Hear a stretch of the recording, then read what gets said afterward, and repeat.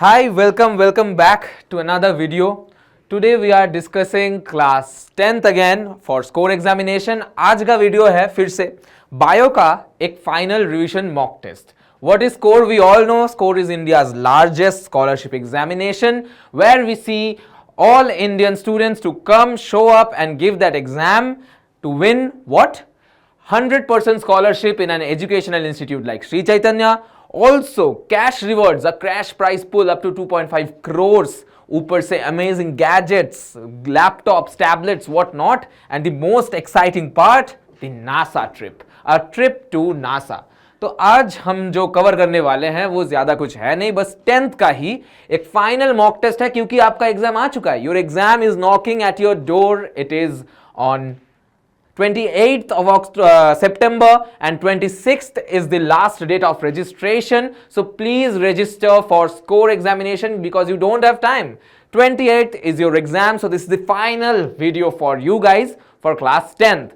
Interesting होने वाला है video. We all know what is score. It gives you a chance to win up to 100% scholarship at an educational institute like Sri Chaitanya, which paves your ways.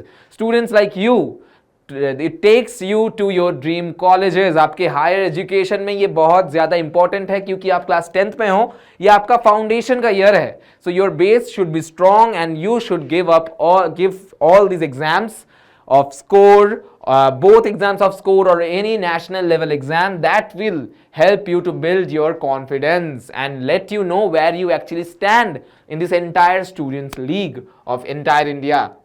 Compete with India's brightest students at this score examination, right?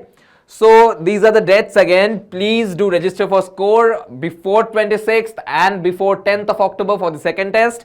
You should give both the tests. Why? Because your aggregate marks, the marks where you'll score better, the exam in which you will perform better, that marks will be calculated for your rewards and opportunities, right? So you can hop on to srichaitanyascore.com and just find these, okay, the registration for class 10th. Today our topic is final mock test class 10th for score biology, right? So this is the exam pattern. You'll find the entire pattern on the portal at srichaitanyascore.com. Go to class 10th tab and you can easily find the entire sub syllabus and the pattern of the exam, right? ठीक है. उसके बाद these are the key takeaways that why you should approach the exam. First one is time management is critical. Roughly 1.3 minutes per question you'll get. I'll suggest you should take seconds for biology part because maths and physics will take most of your time in calculations, right? So do all the bio questions and the chemistry questions where you don't need to apply too much of calculations, just few facts. Please get those facts right. No partial marking for section 2. Be confident while marking the answers. So please take printouts of OMR sheets and just fill them. Practice filling the OMR sheet because that is the most time consuming part of any competitive exam. On top of that, IQ section evaluates logical reasoning. इसमें logical reasoning and analytical questions होंगे जो कि आपके IQ test करते हैं, जो कि आपके लॉजिकल रीजनिंग को टेस्ट करते हैं कि आप पैटर्न रिकॉग्निशन कर सकते हो कि नहीं.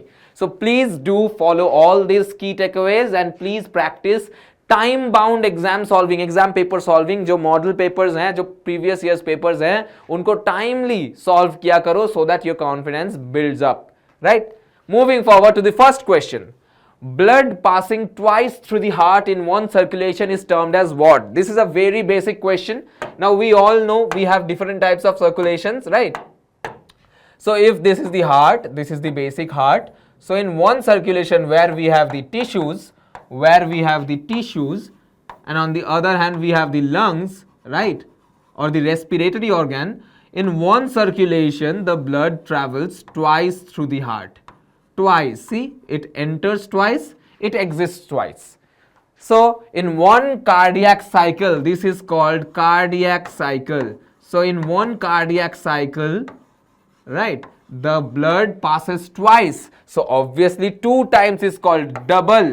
So it is double circulation. Obviously double circulation is the term. Why? Because simple circulation is nothing like that. This is also simple circulation. So there's no facts like that, no terms like that. but you can call fishes have single and simple circulation. Okay, so these are fishes where the blood travels only one time, 1x, one time through the heart, and it is called the venous heart. Remember, fish's heart are called the venous heart. Why? Because those heart, no oxygenated blood passes through them. So only deoxygenated blood only passes through these hearts, and it is called a venous heart. It is present in single circulation in case of fishes, pisces, whatever you call it, right? And open circulation, we see these in sponges and in protists and everything, the lower organisms, where the blood flows into a sinus, a open space. It is a sinus.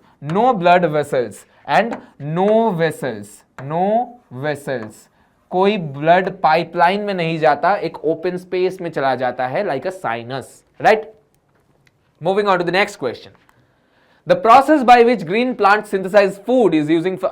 This is a child's question, class 3 का question है ये भाई, ये class 10th में किसने दिया है? इसका आंसर होगा photosynthesis, obviously.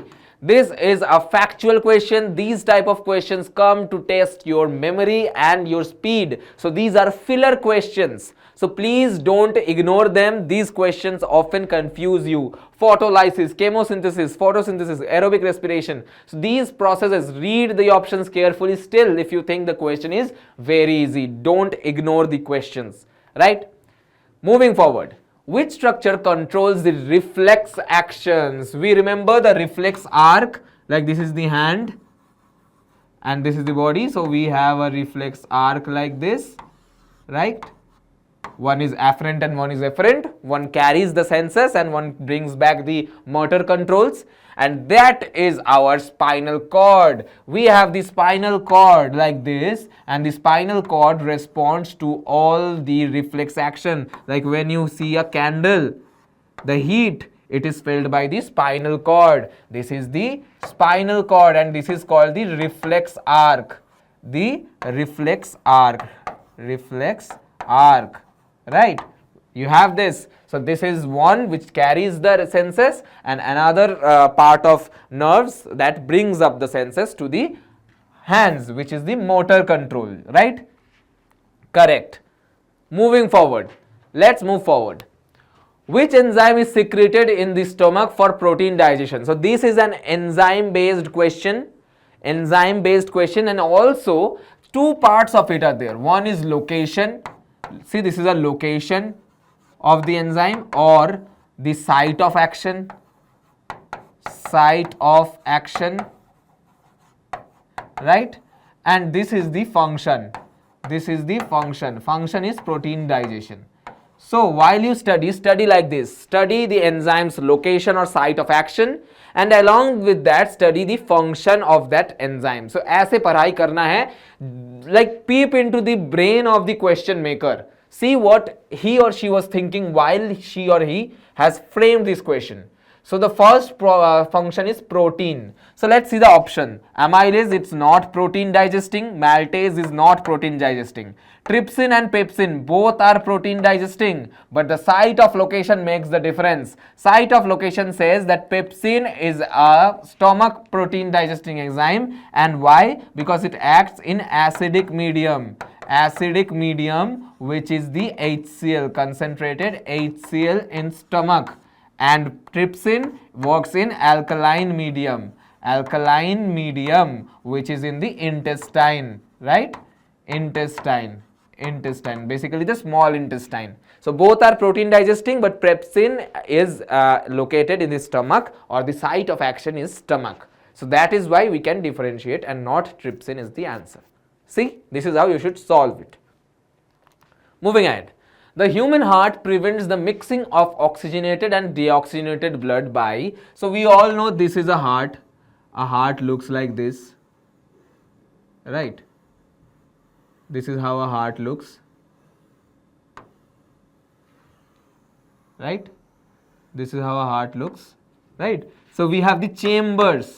This is the right atrium, this is the right ventricle, this is the left atrium, this is the left ventricle.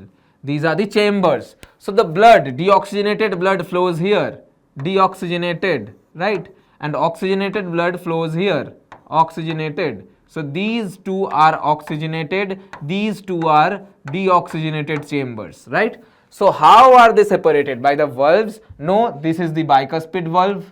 This is the bicuspid valve in the left atrium and left ventricle, and tri in the right. So this is the tricuspid valve, right? So bicuspid valve, no, they are not separated between the deoxygenated blood, both are oxygenated. So no, bicuspid valve is not the answer.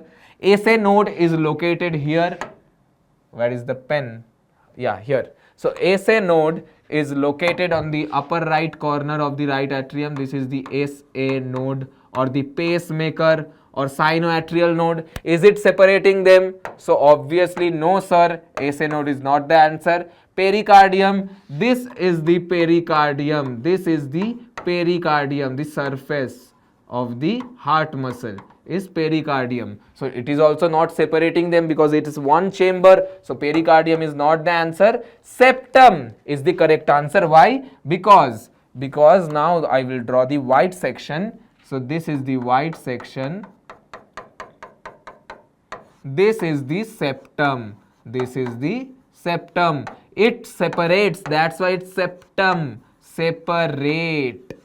Separate करते हैं ये दोनों को. Deoxygenated and oxygenated blood are separated by the septum. That's why septum is the one that prevents the mixing of deoxygenated and oxygenated blood. See, a septum divides it from the middle, a partition, right? Understanding? This is how you should solve the question, and also see where are the location of the other parts, other options, right? Moving ahead. Which part of the nephron is the actual site of filtration? Now I told you multiple times in all the previous mock test sessions, all the previous videos, that this is a very important. Why? Because if you see nephron and if you see filtration, only one part does the filtration in the nephron, and that is the glomerulus. That is the glomerulus. All this collecting duct, loop of Henle, these do, what does they do? These two do the reabsorption part. Reabsorption, absorption, ठीक है? Reabsorption of, sometime in loop of Henle we see water and salt, right? All these things, amino acids are done in the collecting duct. PCT, DCT, we have seen convoluted tubules, PCT and DCT, proximal and distal. So these are the facts like that. And renal artery, it carries the blood, ठीक है? Carries blood, ठीक है? From kidney, carries blood from heart to the kidney, ठीक है? ठीक है? These bring the oxygenated blood, okay? Oxygenated blood, ठीक है? Moving ahead. Which tissue transport water in plant? This is basic question, and the answer we all know is nothing but, you tell me, I know you know. The correct answer is, yeah, xylem. Xylem is the correct answer. Why? Because xylem has dead cells and they do not consume the water themselves, they carry it. Phloem carries food. I told you the spelling of food is PHOOD, food. Collenchyma, this adds flexibility, okay? These are structural, not functional like that. Flexibility. Epidermis is the outer layer, like skin layer, outer layer. So xylem is the one. Collenchyma provides what? Flexibility. I should write it in a better handwriting. Sorry, wait. So it provides what? Flexibility. कुछ ज़्यादा better नहीं हुआ, but फिर भी वही है, ठीक है? आगे बढ़ते हैं. Sexual reproduction results in what? See, sexual reproduction is the term here. In sexual reproduction, we have two parents, right? If we have two parents, we will have variation, we will have variations, we will have meiosis, we will have crossing over, right? And variation is what variation? Genetic variation, right? This is all what we're gonna see in sexual reproduction.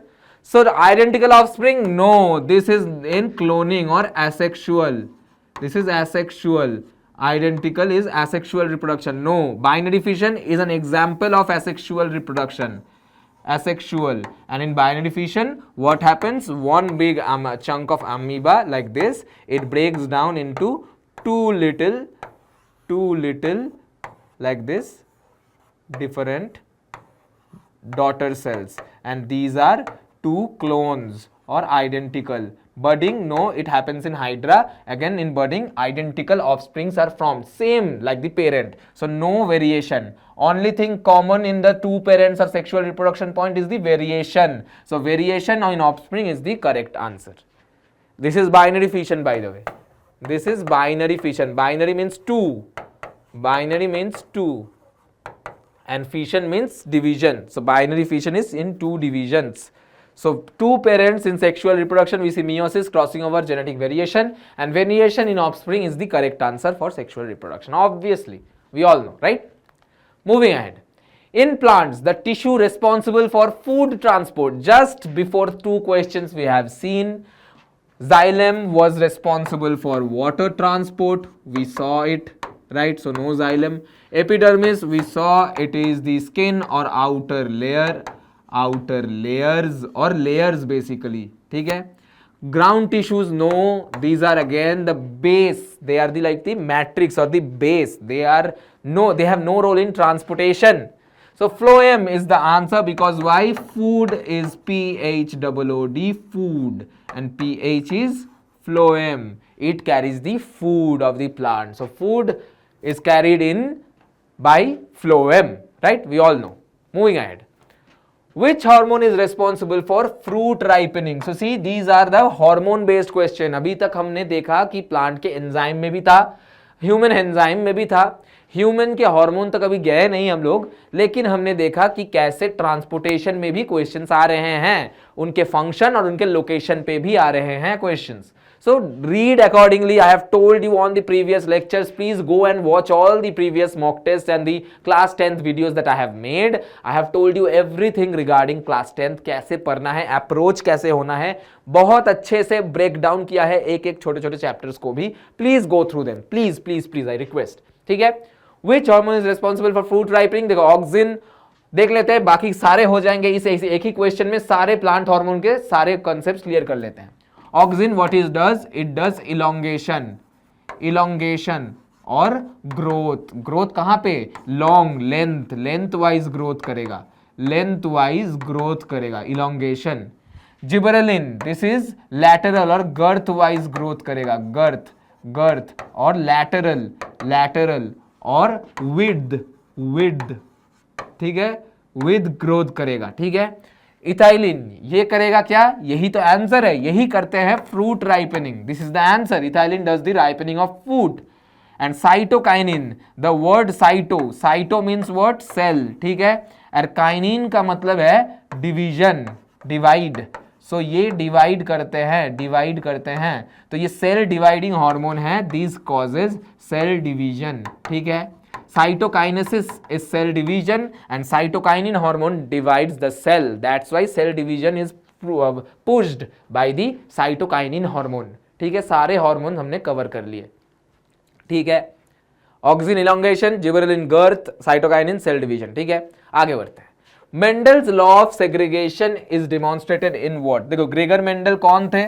Gregor Mendel थे father of genetics. ठीक है, father of genetics. इन्होंने क्या किया भाई साहब? इन्होंने P plant पे लेके बहुत सारे टेस्ट किए, उनके क्रॉस टेस्टिंग करी. टेस्ट क्रॉस था पहला टेस्ट. ये नहीं हो सकता क्योंकि लॉ ऑफ सेग्रीगेशन बाद में आएगा. लॉ ऑफ सेग्रीगेशन क्या कहता है? What is law of segregation? Law of segregation says that every character trait of the plants remain maybe in the recessive state as well, they do not lose themselves. मतलब एक generation पे अगर कोई भी recessive trait नहीं दिखा हमको phenotype में, फिर भी वो है, छुपा हुआ है, किसी और जनरेशन में निखर के बाहर आ सकता है. जैसे कि अगर हम देखते हैं एक ड्वार्फ और टॉल प्लांट का ले लेते हैं क्रॉस, तो ये एक है ऐसा क्रॉस, ये है एक ऐसा क्रॉस. इसमें होगा कैपिटल टी क्रॉस अभी इस जनरेशन में क्या है, इस जनरेशन में दोनों ही टॉल हैं, राइट। इसमें कोई ड्वार्फ नहीं है, two are tall, so the recessive trait is invisible in the phenotype. दोनों टॉल है लेकिन रिसेसिव ट्रेट्स भी हैं। देखो अब इसको क्रॉस कराएंगे तो टी होगा, एक होगा टी होगा, हाँ होगा, एक होगा और एक टी होगा, ठीक है, और एक होगा टी, और इसी में हमें मिलता है 3 टॉल इज टू 1 ड्वार्फ, ठीक है, 3 इज टू 1 ड्वार्फ कैरेक्टर, ठीक है, दिखता है। अभी जो टॉल ड्वार्फ निकला है इधर, ये ड्वार्फ जो निकला है ये पिछले जनरेशन में नहीं था। ये कौन से जनरेशन के ट्रेड फैक्ट में हमें दिखता है 3:1 वाला रेशियो? ऑब्वियसली F2 जनरेशन में दिखता है, F2 जनरेशन में ये दिखता है, F1 जनरेशन में ये दिखता है, और पेरेंटल जनरेशन तो है ही नहीं, वो तो फर्स्ट है, वो हम कुछ भी ले सकते थे, कैपिटल टी स्मॉल टी, ठीक है। तो ऑब्वियसली F1 और F2 जनरेशन, ये है F2 जनरेशन, ठीक है, उसमें हमें 3:1 कैरेक्टर ट्रेट देखने को मिलता है, ठीक है, यही है सेग्रीगेशन के लॉ, तो याद रख लेना ऐसा होता है ये। चलो, विच ग्लैंड सिक्रीट्स इंसुलिन, अब आ गया ह्यूमन हार्मोन, हार्मोन पे क्वेश्चन आ गया, और क्वेश्चन में क्या आया है, लोकेशन पे, लोकेशन और द सिक्रीशन साइट, ठीक है। Which gland secretes insulin, thyroid gland, no, it secretes what, it secretes thyroxine, thyroxine hormone, ठीक है। पैनक्रियास कर सकता है क्या, एड्रिनल ग्लैंड करता है एड्रेनलिन, एड्रेनलिन, ठीक है। पिट्यूटरी ग्लैंड तो पेरेंट ग्लैंड है, मदर ग्लैंड, तो ये हम नहीं देखेंगे ऐसे। लेकिन पैनक्रियास क्या सिक्रीट करता है, ऑब्वियसली इंसुलिन। पैनक्रियास में है islets of Langerhans, islets of Langerhans, ये भाई साहब ने ढूंढा था इसको, लैंगरहैंस भाई साहब ने। तो आइलेट्स ऑफ लैंगरहैंस एक मोर पंख जैसा दिखने वाला चीज है, उस वैसा स्ट्रक्चर है, ठीक है। इससे रिलीज होता है अपना इंसुलिन, ठीक है, पैनक्रियास का एक पार्ट है जिसको हम कहते हैं आइलेट्स ऑफ लैंगरहैंस, ठीक है। अभी आगे बढ़ते हैं, चलो। Chromosomes are best observed during what, which stage chromosomes are best observed, पता है तुम्हें? पता है, ऑब्वियसली पता होगा।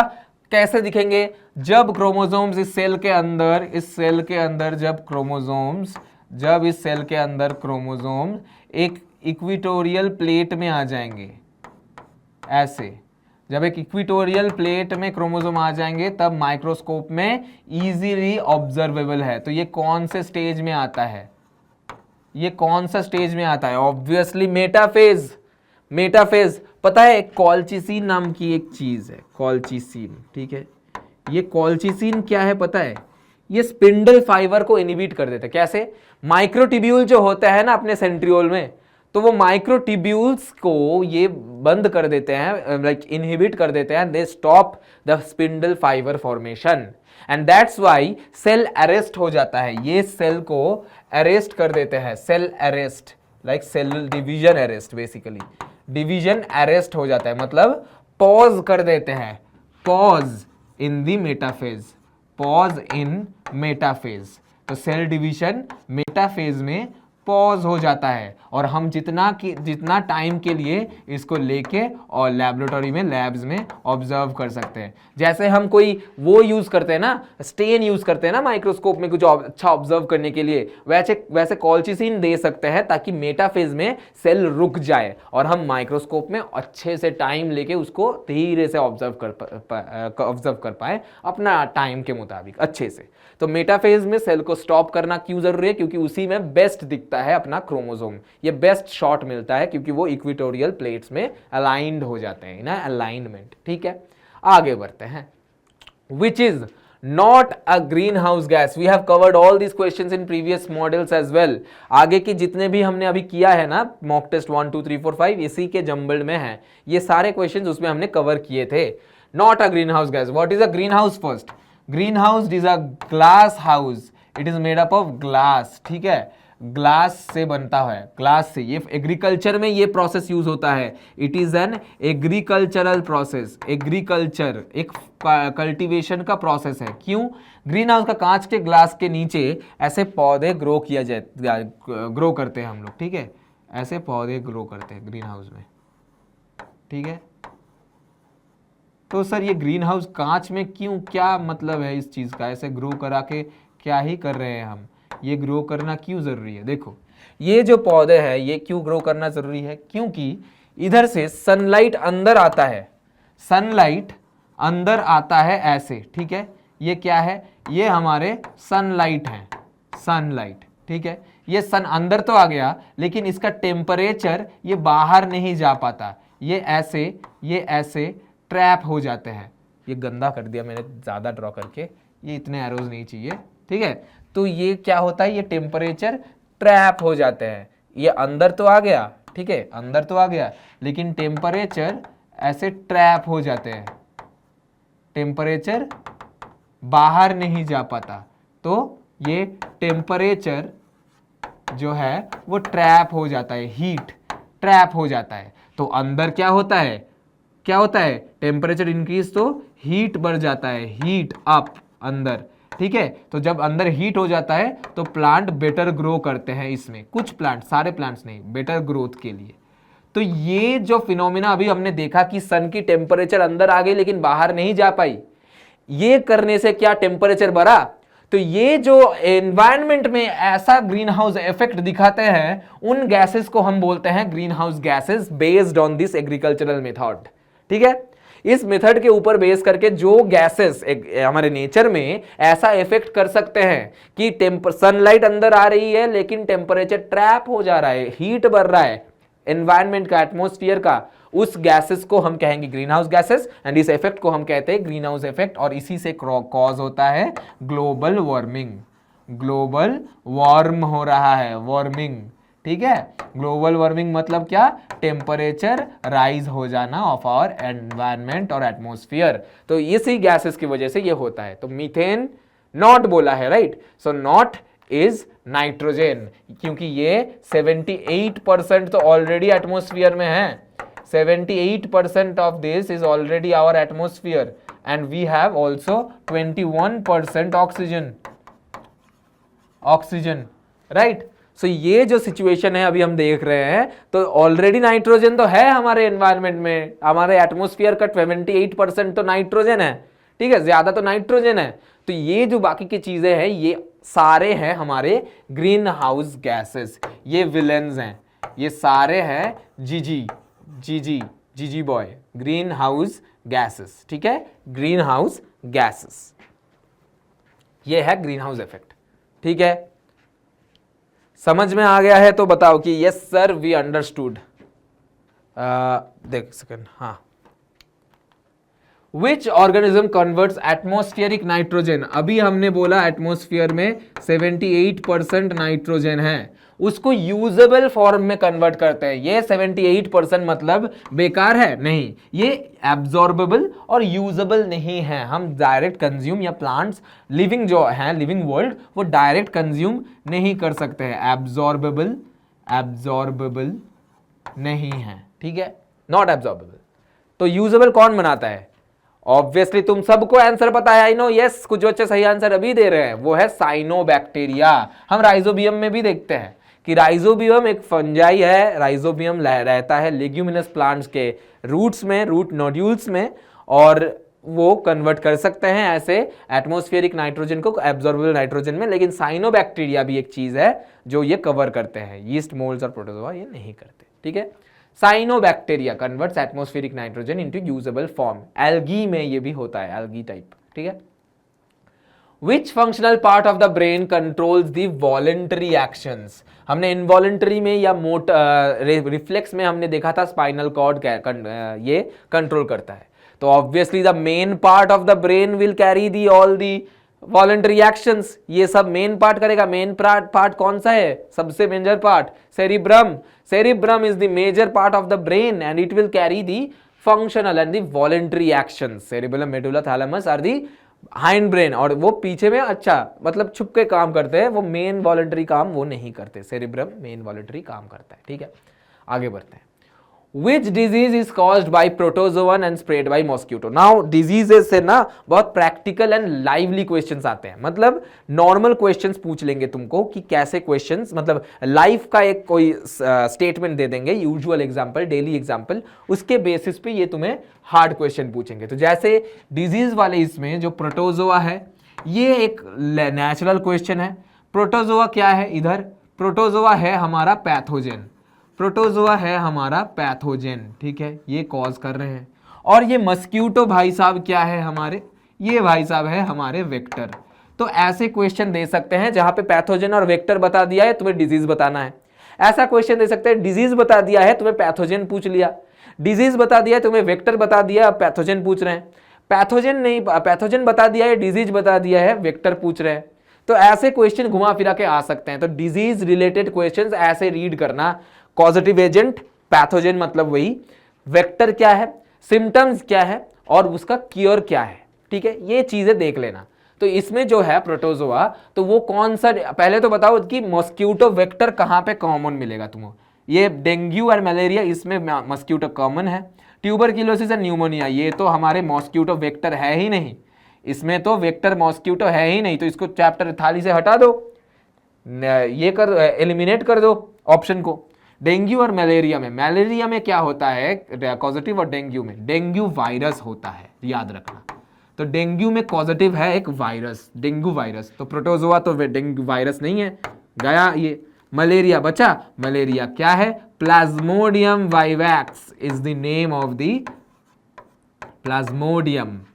Plasmodium vivax is the name of the pathogen that of a protozoa that causes malaria। याद रखना प्लाज्मोडियम भाई साहब का नाम, Plasmodium vivax is the protozoan, ठीक है, ठीक है, ये है हमारा सोल्यूशन। इजी समझ में आ गया। चलो आगे बढ़ते हैं। The genetic material in most organisms, living organism, easy है भाई। देखो इजी क्वेश्चन ऐसे क्यों देते हैं, तुम सबने आंसर दे ही दिया होंगे अभी तक। तो genetic material in most living organism पूछा है, तुमने अगर आंसर दे दिया है तो मैं बता ही देता हूं। देखो प्रोटीन, लिपिड एंड कार्बोहाइड्रेट, ये ना बिल्डिंग, हमारे बिल्डिंग एलिमेंट्स हैं, बिल्डिंग ब्लॉक्स और बिल्डिंग एलिमेंट्स, ये हमें बनाते हैं। ये कार्बोहाइड्रेट, प्रोटीन, लिपिड, ये एनर्जी प्रोवाइड करते हैं, हमारे स्ट्रेंथ में हेल्प करते हैं, हमारे बॉडी बिल्डिंग एलिमेंट्स हैं और न्यूट्रिएंट्स हैं। तो ये तो वैसे काम नहीं करेंगे, लेकिन डीएनए जो है वो है हमारे डी ऑक्सीराइबो न्यूक्लिक एसिड। ये भाई साहब जो है ये डबल स्ट्रैंडेड ऐसे होते हैं हेलिक्स में, और ये कैरी करते हैं बेस पेयर्स में ऐसे ऐसे ऐसे, ये कैरी करते हैं हमारे जेनेटिक मटेरियल। इसमें होते हैं हमारे जेनेटिक मटेरियल और जेनेटिक इंफॉर्मेशन, ठीक है। इजी आगे बढ़ते हैं, चलो आगे बढ़ते हैं, ठीक है। Easy question 19, which process is responsible for loss of water.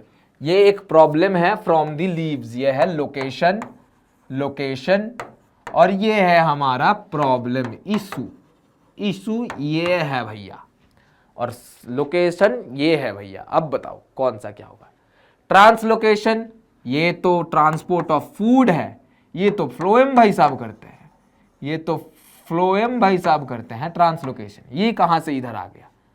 Photosynthesis, ये तो क्लोरोफिल भैया करते हैं, ये तो क्लोरोफिल भैया करते हैं क्लोरोप्लास्ट में, क्लोरोफिल और क्लोरोप्लास्ट में, ये भी लीव्स में है, लेकिन इसमें पानी वानी का कुछ सीन नहीं है, खाने पीने का चीज है, इसमें कुछ नहीं है। रेस्पिरेशन और ट्रांसपिरेशन हो सकता है, लेकिन नहीं, रेस्पिरेशन तो ब्रेक डाउन ऑफ ग्लूकोज को भी कह सकते हैं, और गैसेस का एक्सचेंज को कह सकते हैं। लॉस ऑफ वाटर होता है ट्रांसपिरेशन से। ये ट्रांसपिरेशन में क्या होता है, जो हमारा स्टोमेटल ओपनिंग होता है उधर से वाटर लॉस हो जाता है, वाटर लॉस हो जाता है, इवापोरेट करता है, इवापोरेट कर जाता है, और एक्सेस वाटर हमारे स्टोमेटल